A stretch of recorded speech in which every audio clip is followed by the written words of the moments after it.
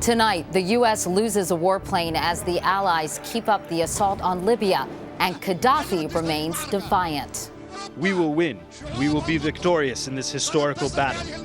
We will not surrender. I'm Katie Couric. Also tonight, they survived one disaster. Now these Japanese have been forced to take shelter against another threat, nuclear radiation. America's nuclear problem, where to store permanently more than 145 million pounds of spent fuel rods. And college students struggling to make the grade, what some schools are doing to make sure they graduate. From CBS News World Headquarters in New York, this is the CBS Evening News with Katie Couric. Good evening, everyone. It's 4 days into a U.S.-led assault on his military, and Libya's Muammar Gaddafi has lost radar installations, tanks, and naval facilities, but not his defiance. He appeared in public tonight in Tripoli, vowing to fight on and telling supporters he will win and will not surrender. Gaddafi's forces kept up their attacks on civilians today in a number of cities held by rebels, but President Obama said the Allied operation has already saved civilian lives. Still to be decided, though, is who will lead the operation when the U.S. steps back in the days ahead, though NATO is expected to play a major role. Meanwhile, a U.S. Air Force fighter jet crashed today in eastern Libya. The 2 men on board ejected and were rescued. A CBS News poll out tonight finds most Americans are following the events in Libya closely, and nearly 7 out of 10 approve of the airstrikes. Mandy Clark begins our coverage from the scene of that fighter jet crash. This is all that remains of the American F-15E that went down last night. A steady stream of people came to have a look. Saleh Saeed Saleh, a local farmer, was eager to show us the wreckage. When it hit the ground, he says it sounded like a rocket exploding. He thought Gaddafi's forces were on the attack. Officials say the fighter jet crashed because of a mechanical error rather than any enemy fire. It landed east of Benghazi, which is in the heart of rebel territory. The jet's crew ejected safely. Were they okay? Were they injured? The person I saw had minor injuries, just scratches, he says. One of the Americans landed in a nearby field.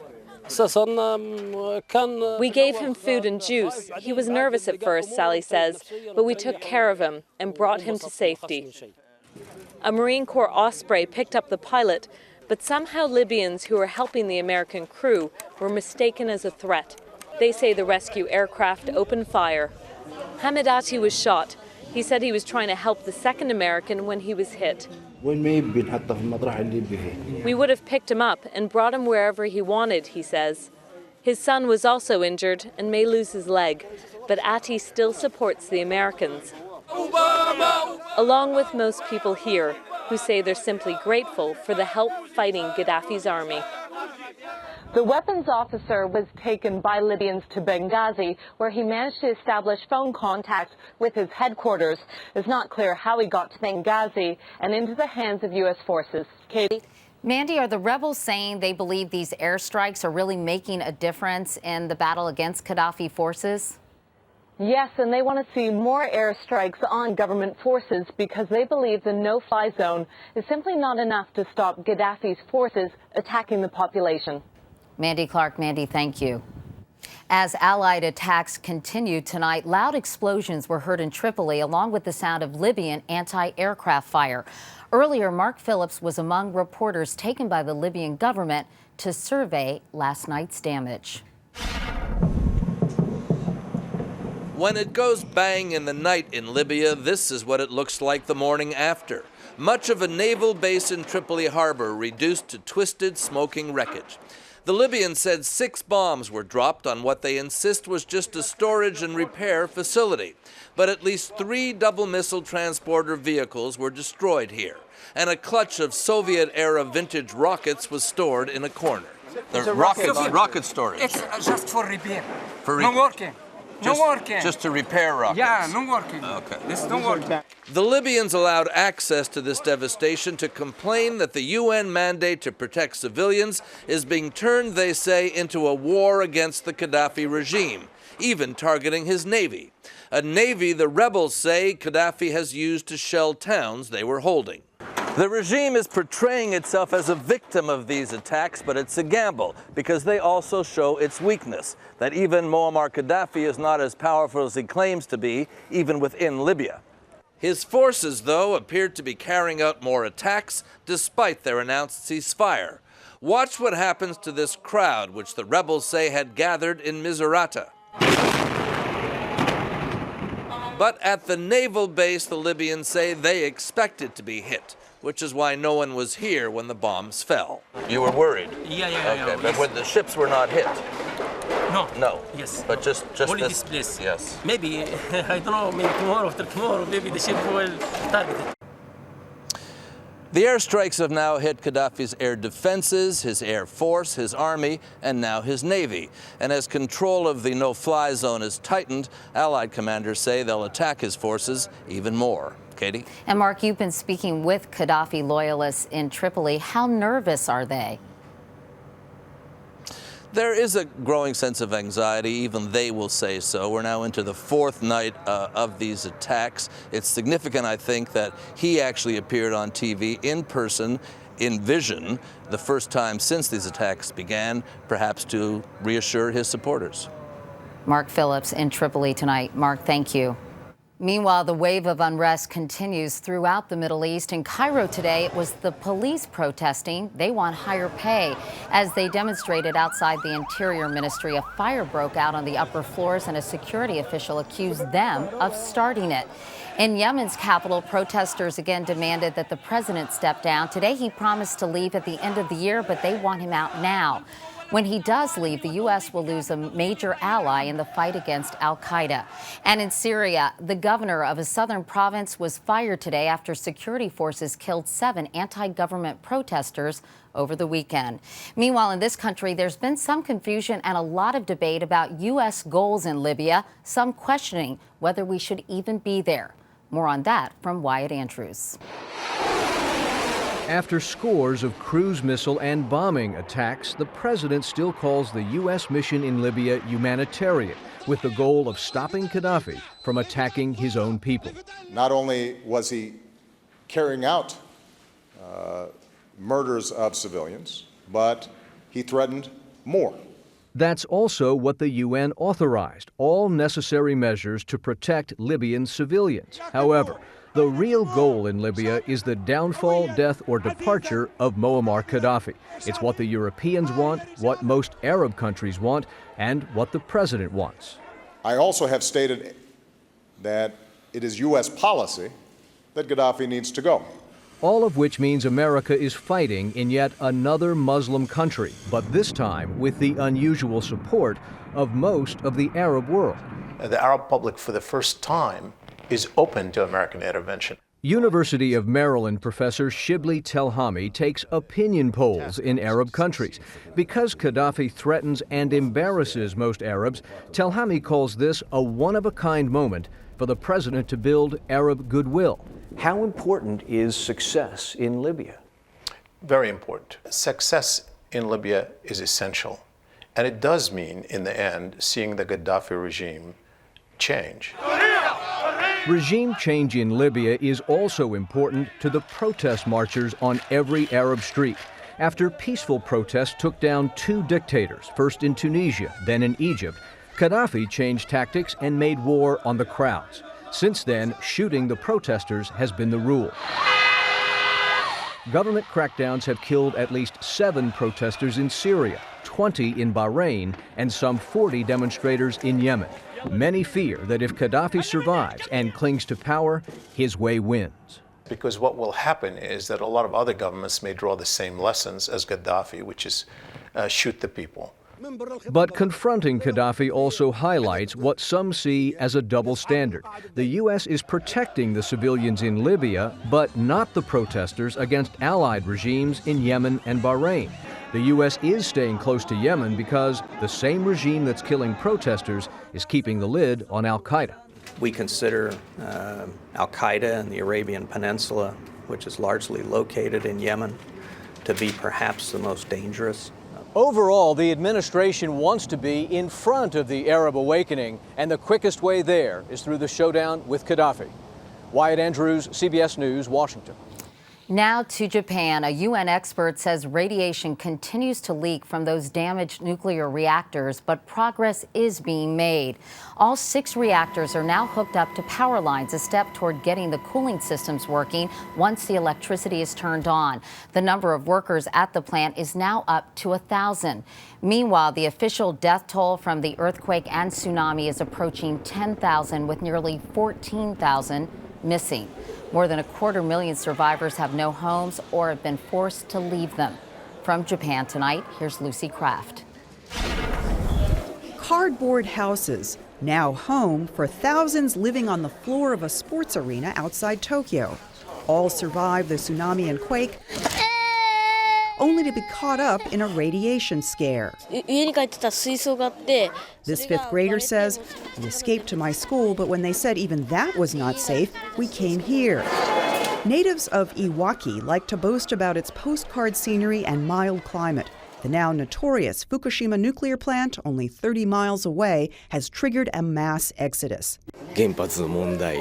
From all sides, everyone kept telling us, "Get out of here," says this beautician. So we headed for Tokyo. These are Japan's nuclear refugees. After facing an unprecedented 3 disasters, they've come here for food, for warmth, for help. I do feel betrayed, she says. They kept telling us the plant was safe, but they were leading us on all this time. And yet, anger and bitterness are not the operative emotions here. Hope and empathy are. She says, if getting angry would make things better or make us happier, then we would. But instead of getting mad, it's better to help each other out. We have to stay focused on the recovery, says this mother of 2. That's what we're all thinking about. These are the survivors. It's estimated more than 20,000 others will not have been so lucky. Amazing grace. And so, kindness and cooperation are the anthem of strength, the saving grace of refugees whose ordeal has really just begun. Lucy Kraft, CBS News, Tokyo. More now from our new CBS News poll out tonight. About half of Americans say they're concerned about radiation from Japan reaching the United States. About 7 in 10 say they believe nuclear power plants here in the U.S. are generally safe, but more than 6 in 10 don't want one built near where they live. And 58% say the U.S. government is not prepared for a nuclear accident. And then there's the risk posed by nuclear waste. When we come back, what to do with tons and tons of spent fuel rods.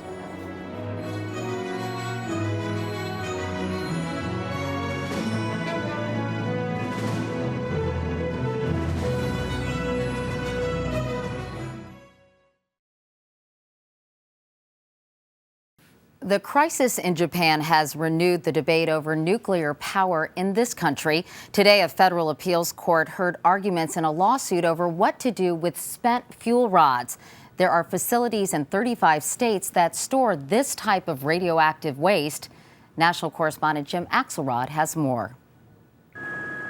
Taking the lead on a major problem for many states, South Carolina and Washington state went to court today, demanding the NRC provide a place to permanently store highly radioactive waste. I think the problem is demonstrated by the recent events in Japan is that storing it near communities is great while it works, but if something goes wrong, people are exposed to great risk.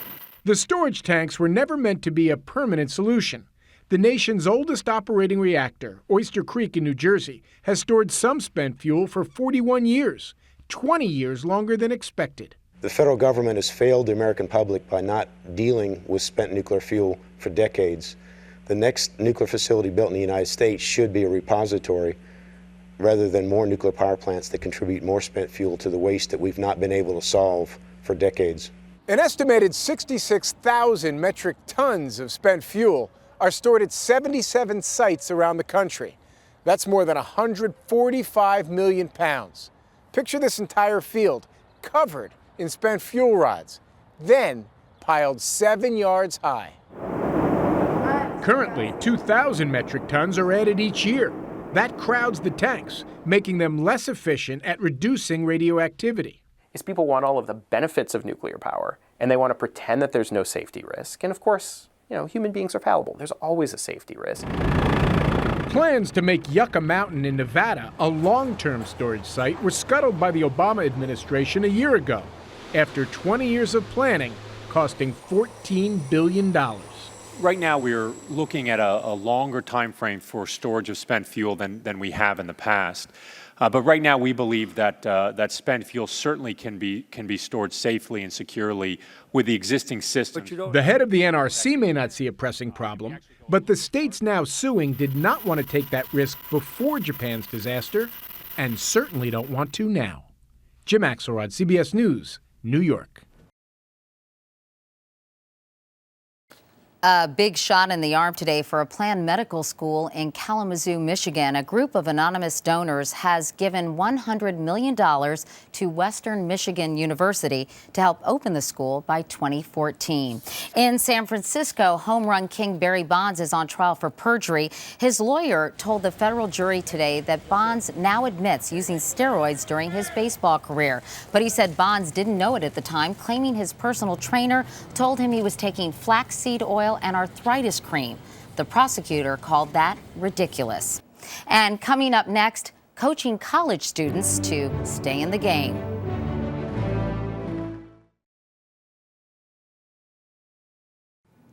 Just ask any high school kid. Few things are as stressful as trying to get into college, and staying in can be equally challenging. Today, Vice President Biden announced $20 million in grants to help states improve their graduation rate. And Michelle Miller reports some colleges are already tackling the problem head on. Here's Russell Shepard going. Russell Shepard, a wide receiver at Louisiana State University, answers to about a dozen coaches on the field. Off the field, how many of you gentlemen are prepared? His coaching staff is even larger. Glucose, which is an energy-rich model. The tutoring appointments, the learning specialists, the strategy tutors we have, they keep us on task. But many LSU students steer off course. Only 59% make it to the goal line and graduate. I just felt like I failed. Kendall Loftus graduated high school with honors, but the Baton Rouge native says by the end of her freshman year, I just felt like since I wasn't doing good, I just kind of gave up. You gave up? Mm-hmm. Is that hard to admit? Yeah. Why? Because I feel like I let my parents and myself down. For an institution like that to get only 6 out of 10 of them through is insane. Katie Haycock heads up a research organization that tracks college graduation rates. They assume their responsibility ends at letting students in, and then if students figure out what to do, then they'll succeed, and if they don't, they don't. LSU is hardly alone. Graduation rates are equally low at hundreds of other well-known schools, including schools in the Pacific 10, the Southeastern Conference, and the Big 12. Would you call this a crisis? Absolutely. Dr. Sandra McGuire is a vice chancellor in charge of academics at LSU. She says some kids are dropping out for financial and personal reasons, but says there's a bigger problem. They don't have study skills, learning strategies typically, and unfortunately so many of them give up when they encounter difficulty. Institutions that really succeed do that. They don't just track their graduation rates, they track what's happening to students in the first week, in the first month, when their attendance falls off or when their homework doesn't get turned in. They act aggressively in that moment. The University of Maryland used that approach to significantly raise their graduation rate over the last decade, from 60% to 82%. It happened with smaller class sizes, mandatory tutors, and courses tailored to their students' needs. Our job is to provide students with degrees. It's not to weed out those we don't think are capable of doing it. It's the kind of help Russell Shepard received as a football player at LSU. My mom told me don't come back home without a degree. You can come back home not playing football, but don't come back to Houston, Texas without a degree. As for Kendall Loftus, she started over, taking classes at a local community college. Do you worry about not getting a college degree? Mm-hmm. Why? Because most jobs now, like even people with bachelor's degree can't even get a job. And so that's kind of hard. She's trying to keep the promise she made to her mother that one day she will earn that diploma. Michelle Miller, CBS News, Baton Rouge, Louisiana. And that is the CBS Evening News for tonight. I'm Katie Couric. Thank you for watching. I'll see you tomorrow. Good night.